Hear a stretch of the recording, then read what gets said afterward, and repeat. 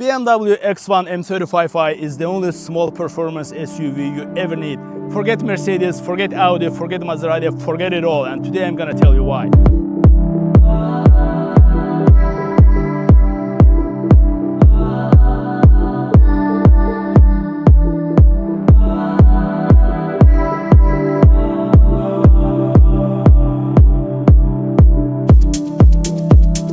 Hello and welcome to Accent on Cars. My name is Elvan and today we have 2024 BMW X1 M35i and I'm gonna explain why this car is much better than competition. Frankly, it has no competition. Who is the competition for this?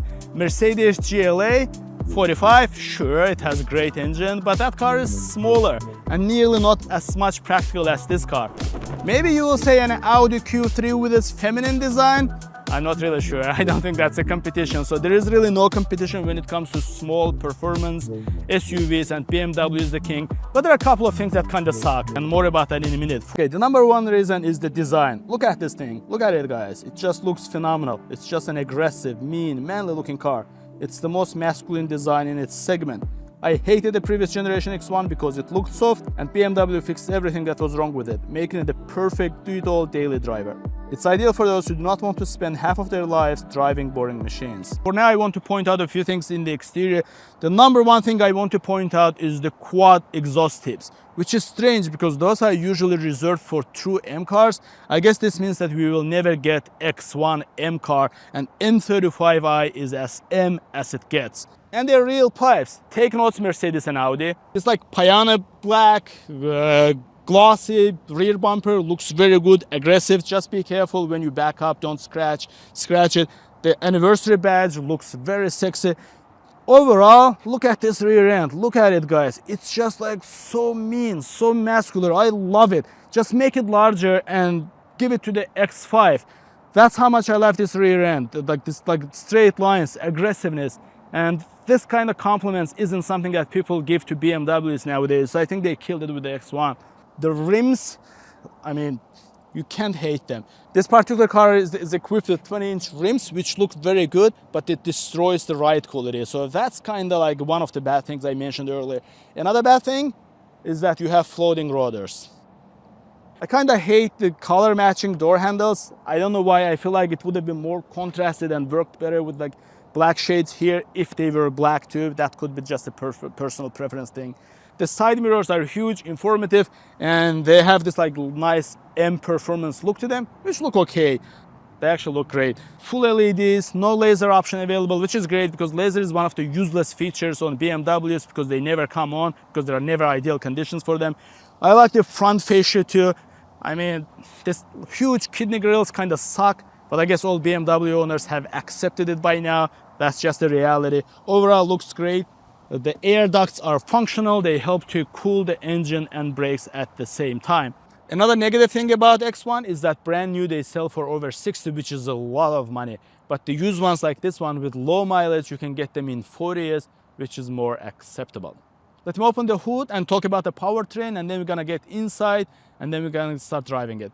Under the hood, we have the most powerful inline-4 turbo engine ever made by BMW. I know that title still belongs to Mercedes with their GLA 45s and A45. It produces 312 horsepower, which you know are conservative numbers. If you know anything about BMW, then you know that they tend to underreport their horsepower. In reality, they tend to be much faster.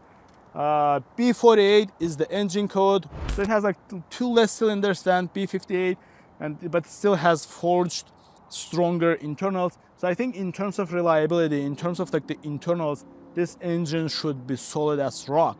But overall, you should still expect some problems because BMW kind of like outdid themselves with like fancy technology. First of all, for some reason, there is no thermostat. They have this kind of like coolant control valve that who knows how reliable it's gonna be when the car gets closer to 80,000 miles. There's a lot of like plastic pipes, like coolant pipes, this, that, which you can expect to go bad. So I think overall, in terms of like reliability, you should expect to put in some maintenance and spend some money as the car ages, but internally, like the core of the engine should be great. So This is not a car I would buy and hold for 15 years, but this is also the car that I would not be afraid to get used if it was properly maintained and a lot of things were repaired prior to me. Good luck working on this engine yourself, because as I look down, everything is like cramped. There's not much space to work on. I guess to replace something, you will have to remove a lot of parts, but that's just the reality with all cars nowadays.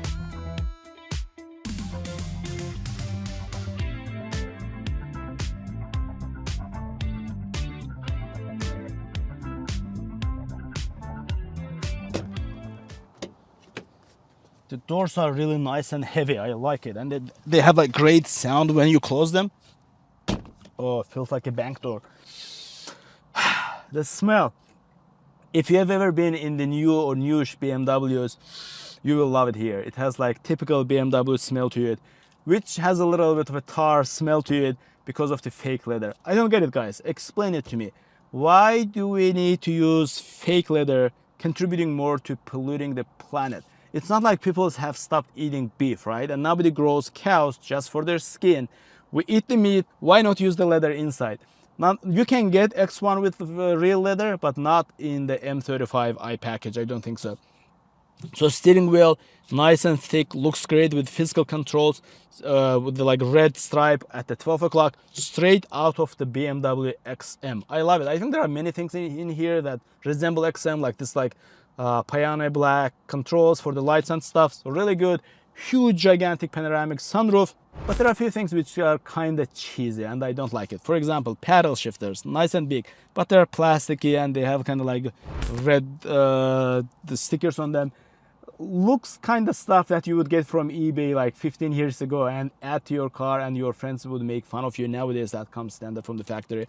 The screen situation, very like crisp, bright, you know, a lot of tech in here. The backup camera is perfect with like 360 animation.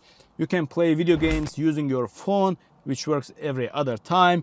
But the screen itself is not embedded into the dashboard too nicely. It feels like an afterthought. But everything I can touch and yank in this interior, everything is solid. Nothing squeaks, nothing makes rattling noise. This is how the cars should be built. Pull your pen out and take notes, Mercedes. One of the very smart solution in here is the phone holder. You can put your phone vertically, charge it while driving, and there's a little bit of a seat belt for it to make sure that when you accelerate, it doesn't fly away. So that's really smart, and I haven't seen it elsewhere. Not so smart of a solution. For some reason, BMW decided to solve a problem which didn't exist. So there is no parking button on the gear selector. You just push the emergency brake, and that's your parking basically. It, I guess, puts in park and applies brake at the same time. So it's a little confusing if not you are not used to it, but not a big deal. Overall, if you like the BMW interior, you will love it here. I think this looks very good for the segment. We have Harman Kardon, which sounds good but not like perfect. In terms of materials, nice looking materials and nice filling materials, but BMW is playing some tricks to you. For example, the front door has like fake leather everywhere, but if I jump on the rear seat, rear doors are nice and heavy too, but you will see that the rear seats do not have that leather, so there's plastic instead, and there's like, I would say, like cheap scratchy plastic here and there. Overall, the rear seats also have like Alcantara, just like the front seats.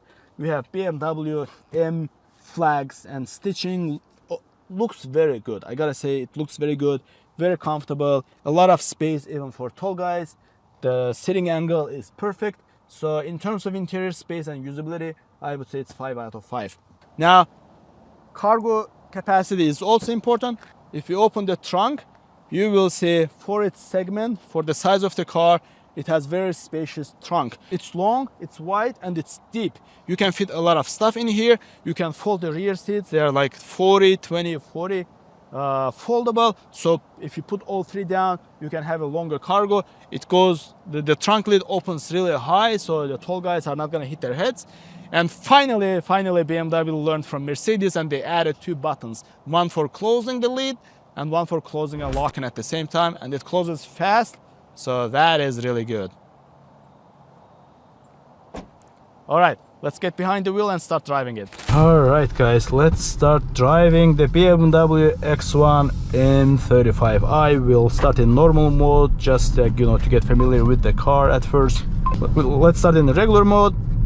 One thing I do not like about, you know, the infotainment is that everything is in the screen. Your HVAC controls is in the screen, the mode selection in the screen. There's really not much to do from this center armrest, which looks cool and stuff, but not that practical. The steering wheel is, in the comfort mode at least, is very light, but the owner tells me that it only has like 2.5 turn, which should mean that this car is easy to toss around.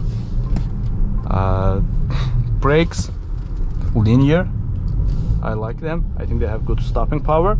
The exhaust is very quiet, as you expect from most cars nowadays, thanks to regulations, but you do have like fake engine noises in the cabin. Have you deactivated it, or is it on?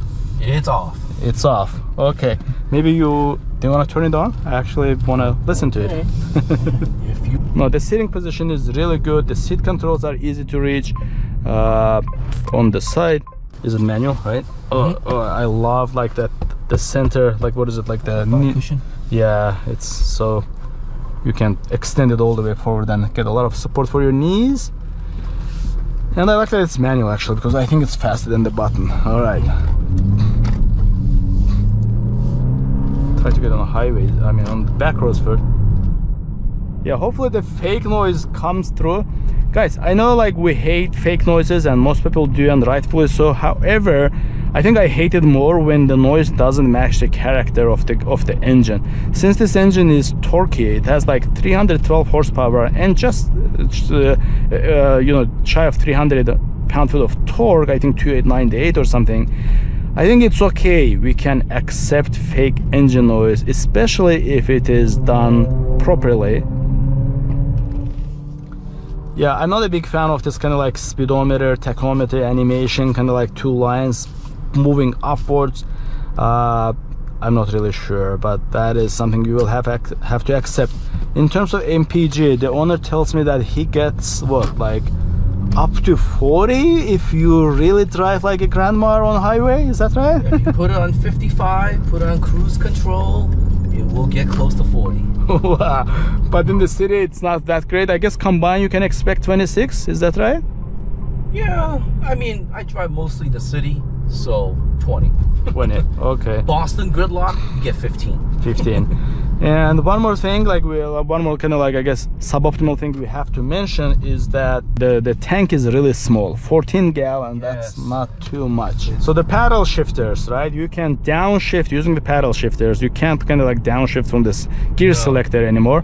There's the left paddle shifter has a text on it which reads boost. What that means is that you can hold it down and it will give you the maximum horsepower, spool the turbos faster for 12 seconds.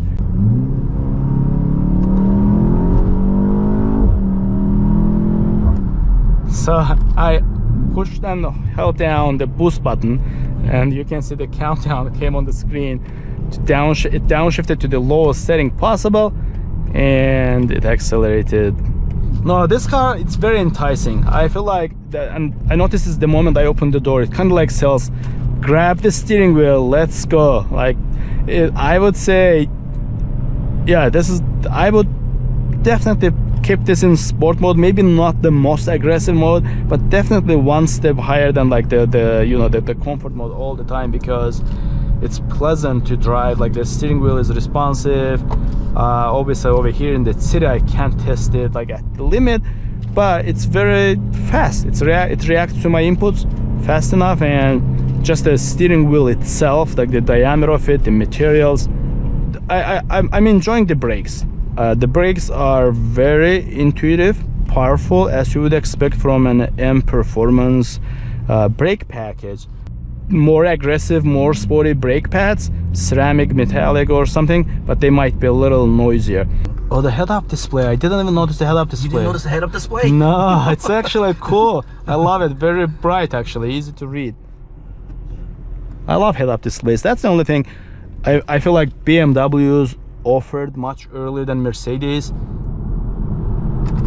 All right, what are some of the things you kind of like and dislike about it as an owner?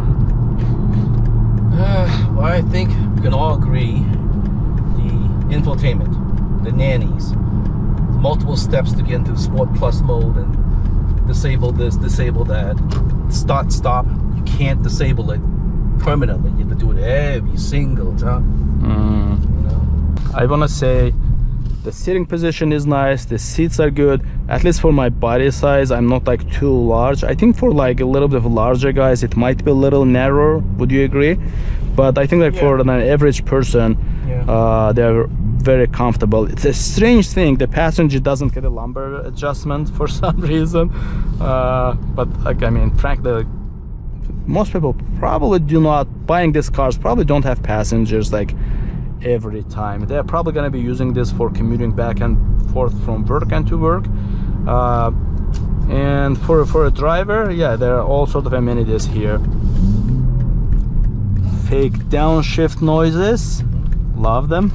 BMW X1 M35i is my recommendation for those looking for small performance, perfect daily drivers, assuming you are not considering like other rivals and only focused on German cars. Among the big threes, I think this is the best. All right, let me know your thoughts, guys, and I'll see you in the future episodes.